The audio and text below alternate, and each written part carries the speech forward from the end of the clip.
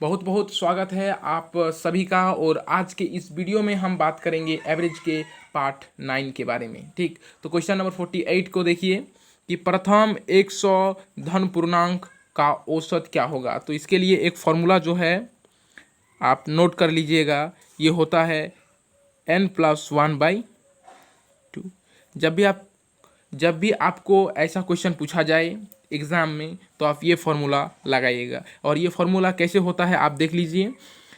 जो धर्म पूर्णांकों का योग होता है वो कुछ इस प्रकार से होता है। ठीक, और अगर हम इसमें इसका औसत बोले कि निकालिए तो n लगाना पड़ेगा और ये दोनों कैंसिल, बचेगा क्या n+1/2। ठीक, तो n+1/2 तो क्या है 100, मतलब 100 + 1/2 यानी कि 100 1/2 तो क्या हो जाएगा आपका 50.5। ये हो जाएगा आपका राइट आंसर, यानी कि जो है ऑप्शन सी जो है आपका क्या हो जाएगा राइट। समझ में आ गया। चलिए क्वेश्चन नंबर 49 को देखते हैं कि प्रथम जो है 10 सम प्राकृतिक संख्याओं का औसत क्या होगा। सम संख्याओं का औसत आपको यहाँ पर 10 जो है प्रथम वो निकालना है। क्लियर हो गया आपका। तो पहले इसका फॉर्मूला आप जान लीजिए कि इसका फॉर्मूला होता क्या है। तो इसका जो फॉर्मूला होता है वो होता है n+1। क्या होता है n+1, और ये होता कैसे है वो देख लीजिए कि सम प्राकृतिक संख्याओं का योग, प्रथम सम प्राकृतिक संख्याओं का जो योग होता है वो होता है n × n+1। ठीक, और इसका अगर हम औसत निकालेंगे, ठीक है, अगर हम इसका एवरेज निकालेंगे तो क्या होगा n × n+1/n, यानी कि n और n क्या हो जाएगा कैंसिल और बचेगा क्या सिर्फ n+1। तो n+1 हमारा निकल गया। समझ में आ गया। तो कितना है 10। ठीक है, यहाँ पर तो n = क्या है मेरा 10 है। यहाँ पर लिख देते हैं n = क्या है मेरा 10। तो 10 + 1 = 11। यही हो जाएगा आपका राइट आंसर 11, यानी कि ऑप्शन सी जो है आपका राइट आंसर है। समझ में आ गया। क्वेश्चन नंबर 50 को देखते हैं कि क्वेश्चन नंबर 50 क्या है कि 100 से कम सभी विषम संख्याओं का औसत कितना होगा। इसमें आप an sn ये सब निकालने का कोई ज़रूरत नहीं है।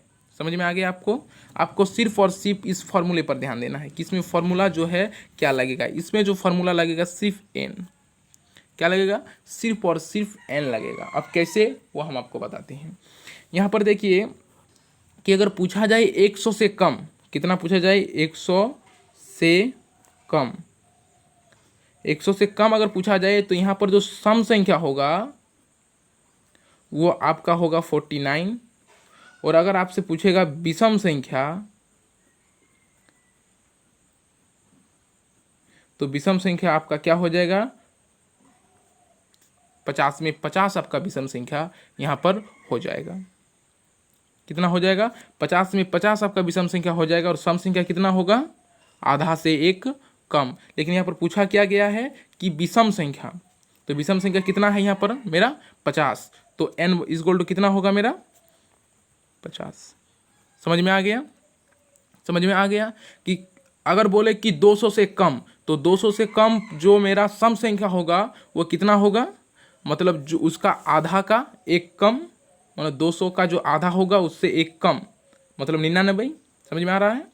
और अगर बोलेगा विषम संख्या तो पूरा पूरी 100 विषम संख्या आपको मिलेगा। ठीक, तो n = मेरा है क्या है 50। तो यही होगा आपका right answer option number D. ये एसएससी में पूछा गया क्वेश्चन है।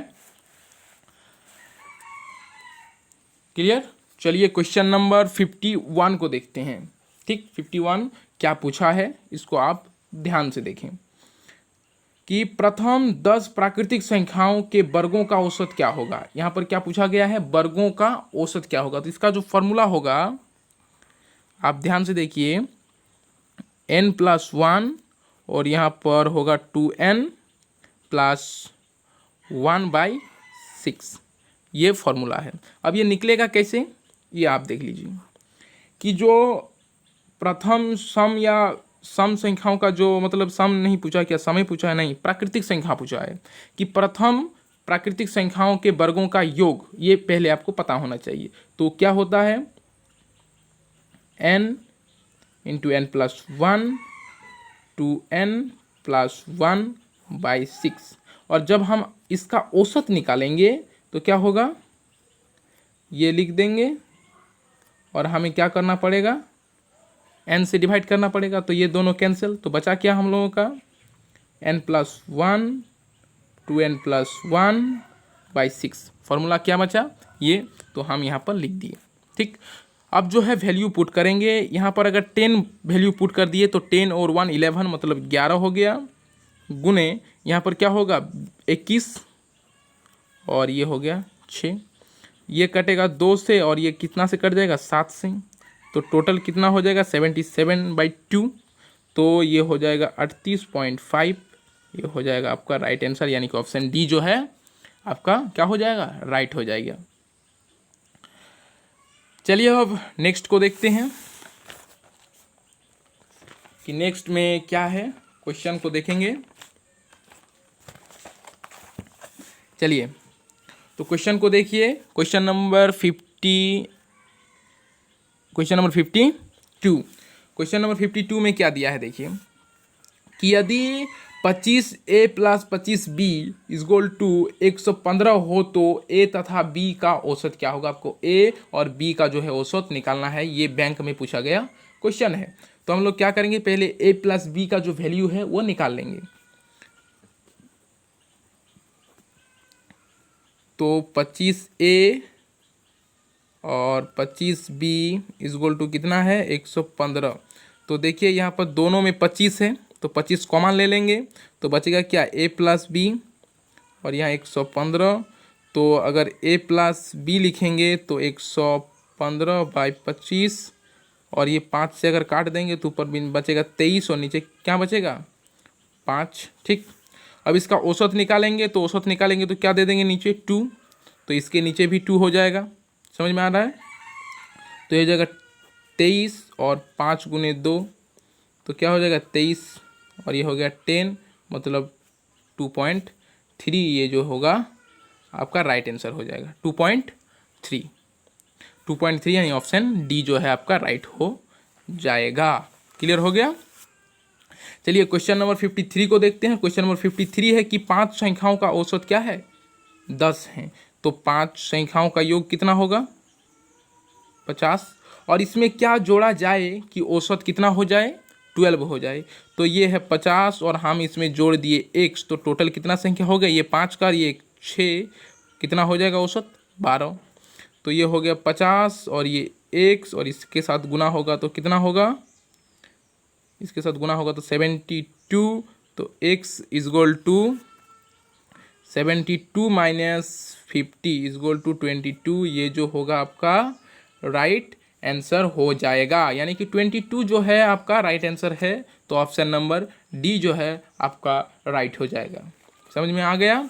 चलिए अब देखते हैं क्वेश्चन नंबर 54 को। क्वेश्चन नंबर 54 को पढ़िए ध्यानपूर्वक कि सतत 5 विषम संख्याओं का औसत जो है 95 है, तो अवरोही क्रम में चौथी संख्या कौन सी है। कौन सी संख्या, चौथी संख्या, मतलब कि घटते हुए क्रम में आपका चौथा नंबर क्या होगा, आपको ये निकालना है। ध्यान से देखिएगा, विषम है यहाँ पर, ठीक, क्या है विषम है। तो हम ले लेते हैं x प्लस 5 और एक ले लेते हैं x प्लस 3 और एक ले लेते हैं x प्लस 1 और एक ले लेते हैं x माइनस 1 और एक ले लेते हैं x माइनस 3। 5 ले लिए तो 5 कर देंगे और उसका औसत कितना है 95, तो हम 95 यहाँ पर लिख दिए। समझ में आ गया। तो देखिए ये जो 3 है और ये 3 कैंसिल हो जाएगा, ये जो 1 है और ये 1 आपका क्या हो जाएगा, कैंसिल हो जाएगा, और टोटल 1 2 3 4 5, तो क्या हो जाएगा यहाँ पर 5x प्लस 5 और यहाँ पर 5 और यहाँ पर 95। ठीक, क्रॉस मल्टीप्लिकेशन का रूल हम लोग जानते हैं कि ये इसके साथ गुना होता है। जब गुना होगा तो क्या होगा 5x प्लस 5 और इसके साथ जब ये गुना होगा तो होगा 475। क्या होगा 475। अब यहाँ पर देखिए 5x इजगोल टू ये यहाँ पर माइनस हो जाएगा, तो इसमें जब 5 माइनस होगा तो कितना होगा 470। तो कट जाएगा, कितना होगा 94।